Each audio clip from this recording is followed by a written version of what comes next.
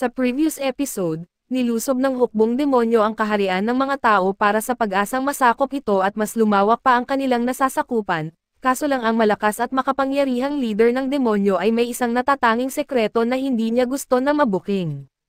Siya pala ay isang tunay na tao na may nakakalulang kakayahan, isa siyang tao na naglilingkod bilang isa sa mga malalakas na tauhan ng Demon Lord, at sa bawat pananakop na ginagawa niya ay nagkakaroon siya ng guilt na pakiramdam dahil na rin sa mga taong pinapaslang nila. At sa pagpapatuloy, maraming taon ang nakalipas si Rumber ay nagwala sa isang madilim na kuweba, nilipol ang isang grupo ng mga lobo at natagpuan ang isang pamilya na pinaslang ng mga halimaw.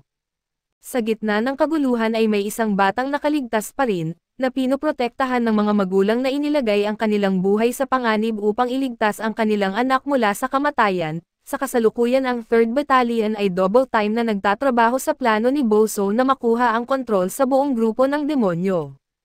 Habang hindi inaasahan ng mga orc, ang mga commander skeletons at goblins ay tuloy-tuloy na nilipol ang sinumang humaharang sa kanilang daan. Si Boso na puno ng kumpiyansa ay nagsasabing kapag na-lockdown na niya ang mga demonyo ay luluhod ang buong mundo sa kanya.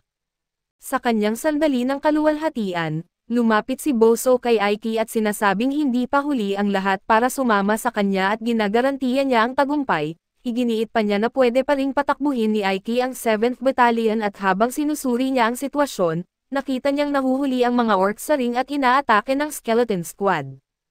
Tumugon si Aiki na maganda ang alok ngunit hindi niya nais makipag-usap kay Boso. Sa pagpapalabas ng kapangyarihan mula sa kanyang staff ay sinabi ni Aiki na hindi kailanman magiging Demon Lord si Boso. Tumawa si Boso at iniisip na mas matalino pa si Aiki kaysa noon.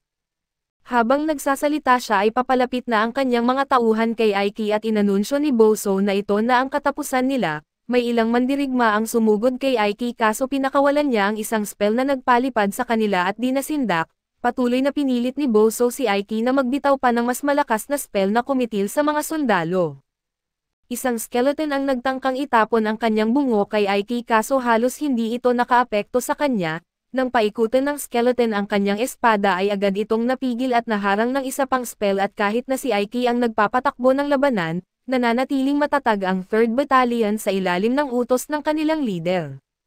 Habang umaakyat si Aiki ay tina-target siya ng mga archers pero naiwasan niya ang mga ito at patuloy na umakyat sa mataas na lugar upang makita ang buong labanan. Mula sa itaas ay nagbitaw siya ng spell na tumama sa lahat ng kaaway ay ikinagulat ni Boso at di nagtagal, si Boso na ang sunod na makakaramdam ng galit ng alagad ni Rumber. Lumipad patungo kay Boso si Aiki at nagbitaw ng isang spell na nagdulot ng malaking pagsabog at nang mawala na ang usok, tinignan ni Aiki ang kaguluhan at pagkawasak sa paligid niya na inaasahang nasa gitna si Boso. Kaso nang makita niyang gamulong ang ulo ni Boso sa lupa ay naglabas ito ng tawa at sinabing hindi pa natatapos ang lahat. Biglang lumitaw ang katawan ni Boso sa likuran ni Aiki upang umatake habang ang buong lugar ay pinaputukan ng mga pagsabog na winasak ang arena. Bahagyang naiwasan niya ang atake at habang nagiging isang sandstorm ang buong eksena, malinaw na ginawa ni Boso na hindi siya basta matitibag ng ganoon na galaw. Bilang pinuno ng Immortal Brigade, kailangan tandaan ni Aiki na si Boso ay isang dulahan at ang kanyang tropa ay mga undead at nang makita niya na muling bumangon ang mga kaaway pagkatapos bumagsak, alam niyang hindi nawawala ang kanilang intensity. Bumalik ang tropa ni Boso na may mas matinding apoy at ngayong pagkakataon, nagsimulang magtapon ang mga skeleton ng maraming eksplosibong bungo kay Aiki na nagulat siya at bukod pa rito, isang zombie goblin ang dahan-dahan na lumalapit kay Aiki kaya't kailangan niyang kumilos agad. Pinalamig niya ang braso ng kaaway at dinurog ito, pagkatapos ay pinahinto niya ang oras at tinanggal ang pinakamalapit na mga kaaway, ngunit patuloy pa rin sila sa pagdating at ayon kay Boso ay walang katapusan ang kanyang mga tropa at kahit gaano pa kalakas si Aiki bilang isang sorcerer, mauubos din ang kanyang mahika sa kalaunan. Kaya't oras lang ang usapan bago makuha ni Boso ang tagumpay, na nakakainis dahil gustong-gusto ni Boso na magkaroon ng isang manlalaro tulad ni Aiki sa kanyang koponan, at sa pag-akala ni Aiki na hindi na maaaring lumala pa ang sitwasyon ang orc archer na bumaril kay Dero ay nag-target muli gamit ang kanyang kahanga-hangang layunin. Tinamaan si Aiki ng isang eksplosibong palason na nagdulot ng napakalaking pagsabog. Sa ilang himala o mabilis na reflex ay nagawa niya na protektahan ang kanyang sarili sa oras at magtayo ng isang magical barrier. ngunit ipinakita ng tama na ang kanyang buhay ay nakasalalay. Habang hinihingal, nagsimulang magpakita ng mga palatandaan ng pagkapagod si Aiki at ipinunto ni Boso na ang kaaway ay patuloy pa rin sa paglaban, pinapatunayan kung bakit siya ang namumuno sa Immortal Brigade at patuloy na iginiit ni Boso na ang paglaban sa kanya ay walang saysay. Sa kabilang banda, nagsimulang isipin ni Aiki na maaaring totoo ito kaya't kailangan niyang mag-isip ng paraan upang baligtarin ang sitwasyon bago pa lumala ang mga bagay. Habang sinusuri ang paligid, napansin ni Aiki na ang mga undead ay mga lumalakad na bangkay at ang kanyang dark magic ay hindi epektibo laban sa kanila, ngunit ang katotohanan na hindi sila nabubuhay ay nagbigay ng ideya sa kanya. Samantala inisip ni Boso na ang malamig na kilos ng kaaway ay tanda ng pagsuko, kaya sinunggaban niya ang pagkakataon upang mag-utos ng isa pang atake mula sa kanyang mga tropa na agad naman nilang isinagawa. Sumagot si Aiki gamit ang isang nakasisilaw na spell na nagwalis sa mga umaatake at ang liwanag ay kumalat sa buong battlefield at gayon din sa mga natitirang kaaway. Hindi inaasahan ni Boso ang galaw na ito kaya't siya ay napipi at ang kanyang archer lucky ay naghahanda para sa isa pang target kaso natanggal ang kanyang braso, na pinahinto siya sa kanyang momentum at si Sappho ang nag-ayos ng score sa orc sa pamamagitan ng pagpapalipad nito. Hindi lang iyon, nagdala pa siya ng karagdagang tropa upang labanan ang 3rd Battalion at kabilang ang mga demonyong nasa kanyang utos na nagwasak sa mga kalaban at sinasakop ang battlefield. Gayon din ay pinangunahan ni Geron ang Goblin Battalions habang ginamit ni Lilith ang kanyang natatanging at mapang-akit na mga teknik upang matalo ang mga kaaway. Matapos magpahayag ng kanyang daan sa mga halimaw, inihayag niyang pupunta siya kay Aiki at samantala ay nauna si Sappho kay Aiki at ipinaalam ang sitwasyon na nasa kamay na nila. Sa praktikal na pagkatalo ni Boso ay isinumpa niya ang pangalan ni Sappho, kaso si Dero na nagmasid mula sa mga anino ay may iba pang mga plano. Pinaalalahanan siya na ang tunay niyang karibal ay si Aiki at habang papalapit si Sappho, binigyan niya si Boso ng pagkakataon para sa pagtubos sa pamamagitan ng pag-aalok ng isang one-on-one na laban kay Aiki at kung manalo siya, patuloy siyang mabubuhay.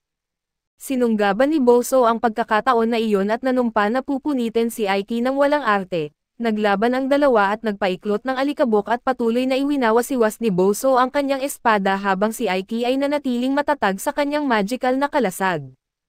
Ngunit ang lakas ni Boso ay nagpalitaw ng mga bitak sa bahagi ng harang niya, na nagtulak kay Aiki na umatake ng mas matindi at sinabi ni Boso na nakatakda na ang kapalaran ni Aiki at sinisi siya kay Demon Lord na ginantimpalaan siya ng kamatayan matapos manalo sa digmaan. Upang tapusin ang laban ay pinalabas nito ang dark magic kay Aiki, na lumaban gamit ang isa pang maliwanag na spell na nagwalis sa mga undead troops at ngayong pagkakataon, nilamon ng liwanag ang dark beam ni Boso kasama na ang kanyang kamay. Nanunood ng mabuti si Sappho at nabigla siya dahil hindi niya alam kung kailan natutunan ni Aiki ang white magic. Sa kabila nito ay hindi man lang nabahala ang Demon Lord kay Boso at kahit na walang ulo, muling sumugod siya sa kanyang karibal na ngayon ay gumagamit ng white magic at ang lihim na sandata para manalo noon. Habang malungkot na nakatitig si Aiki sa isang nalalantang bulaklak, tinawag siya ng kanyang guro na si Rumber para sumali sa mga aralin sa Mahika para sa araw na iyon at ipinakita niya ang kahangahangang talento mula pa noong simula at patuloy na nag-ensayo sa mga araling ito, bilang bahagi ng kanyang pang-araw-araw na gawain kasama ang tagapagbantay ng impyerno. Makalipas ang ilang panahon, tinanong ni Aiki kung mayroong spell para muling buhayin ang isang tuyong bulaklak. Ipinaliwanag ng matandang guro na ang white magic ang susi sa galaw na iyon at hindi nagsayang ng oras at humiling si Aiki na matutunan ang mahika na iyon. Ngunit sinabi ni Rumber na si Aiki ay isa ng demonyo kaya dapat siyang nakatuon sa mga sumpa at hindi sa white magic. Ipinaliwanag ni Rumber na ang paggamit ng white magic ay magpapataas ng kilay dahil ito'y tungkol sa pagmamahal at pag-aaruga sa iba, at hindi ito katanggap-tanggap sa mga demonyo. Ngunit kung talagang gusto ni Aiki na matutunan ito, sinabi ni Rumber na kailangan niyang itago ito at ipinaliwanag pa niya na ang white magic ay mas nakakatakot kaysa anumang espada para sa mga demonyo. Haharapin niya ito at hindi na umatras si Aiki at nagpatuloy bilang isang ganap na mage. Habang naglaban ay sinabihan ni Aiki si Boso at binanggit ang pagnanais na maging Demon Lord ay sobra para sa isang maliit na fry tulad niya. Hindi iniintindi ni Boso ang pagbato sa kanyang mga tropa kahit na undead sila, handa siyang ipagkanulo ang kanyang mga tauhan at ang kanyang babae para sa kanyang sariling kapangyarihan.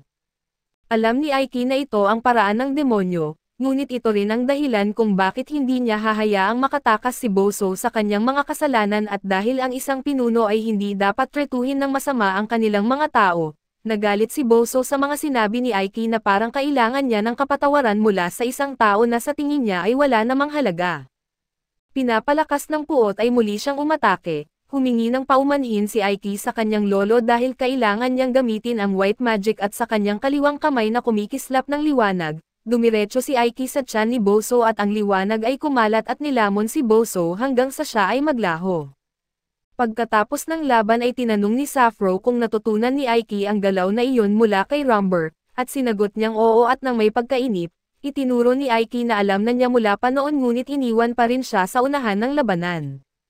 Tumawa si Safro at sinabing sa kabila nito ay nanalo pa rin siya ngunit ngayon, ang Demon Lord ay nasa alanganin dahil wala nang mamumuno sa 3rd Battalion kaya ipinasa niya ito kay Aiki, ipinapaalam sa kanya ang kanyang desisyon habang siya ay umaalis. Dumating sina Lilith at Fatina upang purihin ang leader sa kanyang tagumpay at kaligtasan, kahit na puno ng inggit si Lilith dahil sa pagpapakita ng pagmamahal ni Jiren kay Aiki at pagkalipas ng ilang sandali, hinarap ni Safro ang Demon Lord dahil inalis niya ang kanyang pangalawang commander sa kanyang squad. Bilang boss ni Aiki ay inaasahan ni Safro na siya ang magdedesisyon para sa grupo at nagulat siya sa negatibong reaksyon ni Safro. Iniisip na magiging ayos lang siya sa desisyon kaso ayon sa logic niya na siya ang pinakamataas na pinuno, kaya siya ang may huling salita sa anumang desisyon.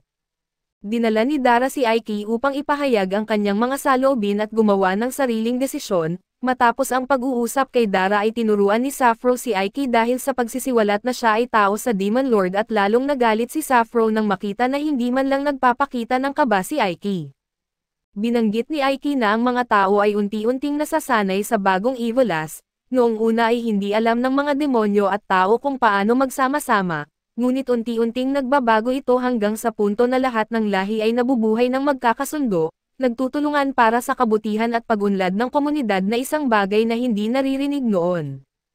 Pati ang pinakabata sa Evilas ay hindi na natatakot sa mga tinatawag nilang halimaw dati, at ang nangyayari sa lungsod ay tiyak na espesyal at mula pa noong unang araw ng paglilingkod kay Safro, ipinahayag ni Aiki na ang kanyang pangunahing misyon ay lumikha ng isang mundo kung saan ang mga tao at demonyo ay maaaring mamuhay ng payapa.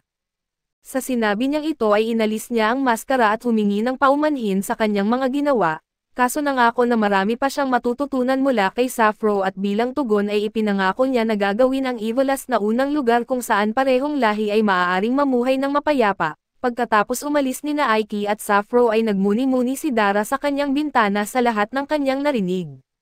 Kaso dito muna matatapos ang ating recap, salamat sa inyong panonood hanggang sa muli.